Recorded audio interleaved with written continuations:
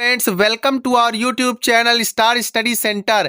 ये वीडियो आप सभी लोगों के लिए काफ़ी इंपॉर्टेंट है। अगर आप लोग 2022 का डिप्लोमा इन फार्मेसी पॉलीटेक्निक के जीकअप के अंतर्गत एंट्रेंस एग्जाम देना चाहते हैं और चाहते हैं कि आपको एक टॉप सरकारी कॉलेज मिले, आपको एक टॉप का प्राइवेट कॉलेज मिले, अच्छा कॉलेज मिले और आप डी फार्मा में एडमिशन ले करके अपनी पढ़ाई अच्छे से करें, तो ये वीडियो आपके लिए काफ़ी नॉलेजफुल होने वाला है। इस वीडियो में हम diploma in pharmacy group E1 और E2 दोनों के प्रिपरेशन स्ट्रेटेजी पर चर्चा करेंगे। किस तरीके से एंट्रेंस एग्जाम होते हैं इस पर चर्चा करेंगे। तो इसकी तैयारी के लिए क्या करना है, सबसे पहले आपको अपना सिलेबस जानना है कि कौन कौन से सब्जेक्ट से और किस क्लास के लेवल से क्वेश्चंस पूछे जाते हैं। तो जो डिप्लोमा इन फार्मेसी का एंट्रेंस एग्जाम होता है, ये डिप्लोमा इन फार्मेसी यानी डी फार्मा कहते हैं शॉर्ट फॉर्म में। इसके प्रथम वर्ष में, जो कि ये 2 वर्षीय कोर्स होता है, प्रथम वर्ष में एडमिशन के लिए होता है। तो इसमें क्या होता है, इसके एंट्रेंस एग्जाम में फिजिक्स, केमिस्ट्री, बायोलॉजी या मैथमेटिक्स, इन 4 विषयों से प्रश्न पूछे जाते हैं। किस विषय से कितने प्रश्न पूछे जाते हैं, तो आप लोग ध्यान से देखिएगा कि जो कैंडिडेट 12th में जिनका सब्जेक्ट साइंस साइड से रहे हों वो, और सब्जेक्ट के रूप में फिजिक्स, केमिस्ट्री, बायोलॉजी या मैथमेटिक्स उनके पास रहा हो, तो जिसके पास बायोलॉजी होगा वो ग्रुप E1 से फॉर्म अप्लाई करेंगे। तब उनके पास क्या हो जाएगा, फिजिक्स, केमिस्ट्री और बायोलॉजी, ये 3 मेन सब्जेक्ट्स के रूप में होंगे और यहीं से क्वेश्चन पूछे जाएंगे।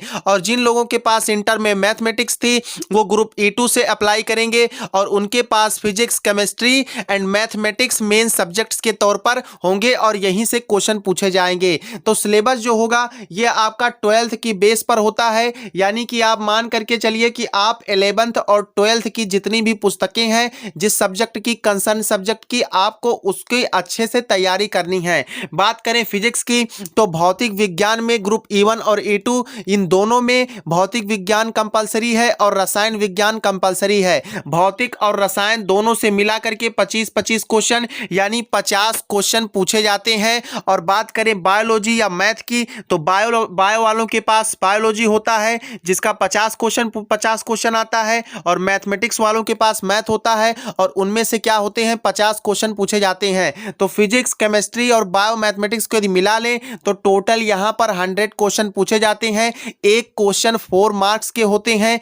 एक सही प्रश्न करने पर आपको 4 नंबर दिया जाता है और एक गलत प्रश्न करने पर -1 नेगेटिव मार्किंग कटता है। तो इस एंट्रेंस एग्जाम में नेगेटिव मार्किंग भी होती है। अब चलिए देखते हैं। तो सबसे पहले हमने अपना सिलेबस जान लिया कि किस चैप्टर से, कौन से सब्जेक्ट से और किस क्लास से क्वेश्चंस पूछा जाएगा। अब दूसरा जो टॉपिक आता है प्रिपरेशन में, 11वीं तथा 12वीं के प्रश्नों को हल करना।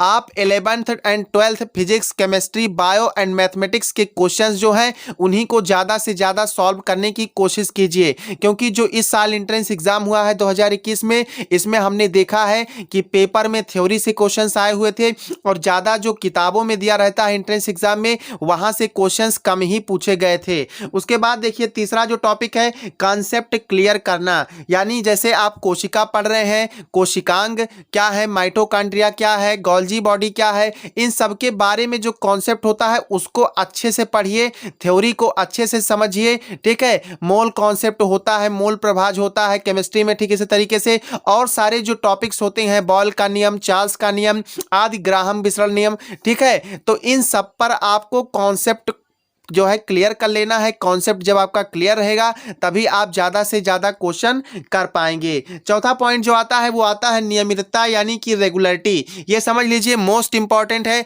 ऐसा नहीं होता है कि एक सप्ताह में, अगर आपको एंट्रेंस एग्जाम में टॉप कॉलेज चाहिए, सरकारी कॉलेज चाहिए, अच्छे से स्टडी करना है, तो आपको आज ही से तैयारी शुरू कर देना है। अभी आपके पास बहुत टाइम है, आप क्लास 12th में हैं, उसका भी एग्ज़ाम देना है, तो आप चाहें तो दोनों साथ साथ मैनेज कर सकते हैं। इन एग्जाम में आपको क्या करना है, 12th में, ठीक है, एग्जाम होता है, वहां पर क्वेश्चंस आंसर्स लिखने होते हैं। आप टॉपिक को अच्छे से पढ़ेंगे और साथ ही साथ आपका एंट्रेंस एग्जाम की तैयारी भी होती रहेगी। तो देखिए नियमितता जो हम बात कर रहे हैं, रेगुलरिटी की बात कर रहे हैं, ये मोस्ट इंपॉर्टेंट हो जाता है। आप नियमित रूप से पढ़ाई करें प्रत्येक सब्जेक्ट को। देखिए 5वां पॉइंट हमने लिखा है कि सभी विषयों को रोज समय दे। या ये नहीं है कि आप 4 दिन फिजिक्स पढ़ रहे हैं, केवल 1 दिन केमिस्ट्री पढ़ रहे हैं और बायोलॉजी दूसरे हफ्ते में पढ़ रहे हैं, ऐसा नहीं है। ठीक ठीक है। आपको नियमित रूप से सभी विषयों को रोज समय देना है, रोज स्टडी करना है। अब इसके बाद आइए देखते हैं छठवां पॉइंट जो हमने लिखा है, बेस्ट बुक फॉर प्रिपरेशन, तैयारी के लिए अच्छी पुस्तक कौन सी होती है। तो देखिए, तैयारी के लिए अच्छी पुस्तक,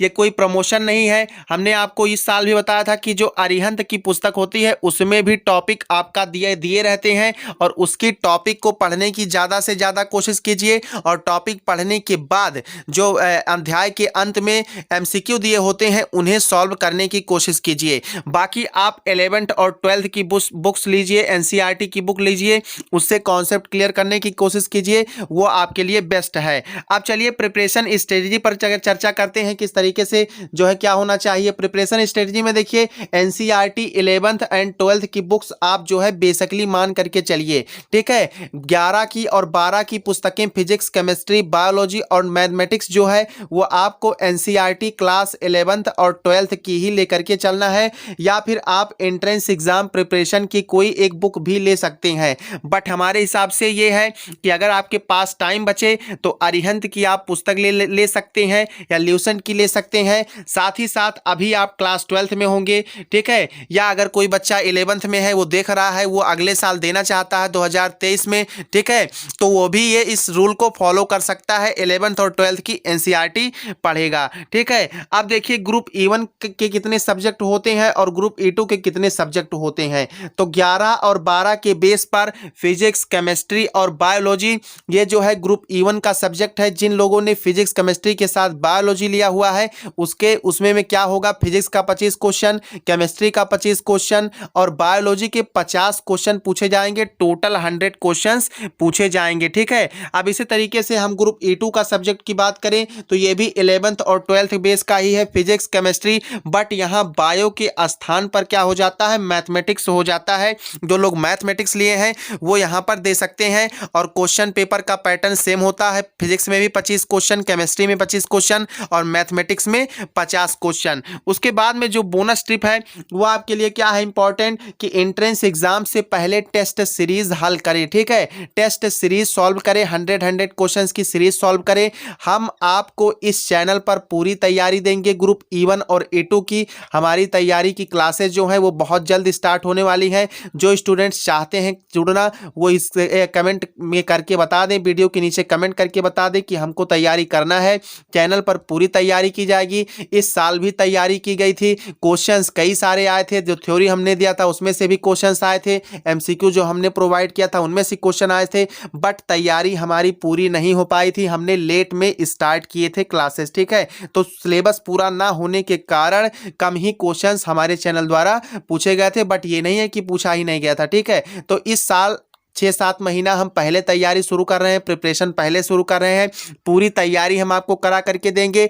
यूट्यूब की क्लासेस जितनी हमारी होंगी सब कुछ फ्री क्लास होगा, बाकी PDF के लिए थोड़ा बहुत शुल्क लगेगा। और ये जो हमने लिखा है एंट्रेंस से पहले टेस्ट सीरीज हल करें, ये टेस्ट आपको कहीं और जाने की ज़रूरत नहीं होगी। हमारे चैनल से आपको 4-4, 5-5 टेस्ट सीरीज दी जाएंगी, बस थोड़ा सा शुल्क लगेगा। आप मैसेज करेंगे, जब क्लास स्टार्ट किया जाएगा तो आपको कॉन्टैक्ट नंबर प्रोवाइड किया जाएगा, आप वहां से टेस्ट सीरीज को परचेस कर सकते हैं। तो कैसा लगा वीडियो? अगर आपको कोई राय देना है हमारे क्लासेस के संदर्भ में कि इस तरीके से नहीं इस तरीके से क्लास शुरू कीजिए, तो हम आपका स्वागत करते हैं। कमेंट सेक्शन आपके लिए खुला हुआ है, आप वहां पर अपनी राय हमें दे सकते हैं। बाकी वीडियो में अगर कोई गलती हुआ हो तो उसके लिए सॉरी है सभी लोगों के लिए, ठीक है, कहीं पर उच्चारण में, क्योंकि कई दिन बाद हम ये वीडियो क्रिएट कर रहे हैं। जय हिंद, मिलते हैं क्लास के साथ।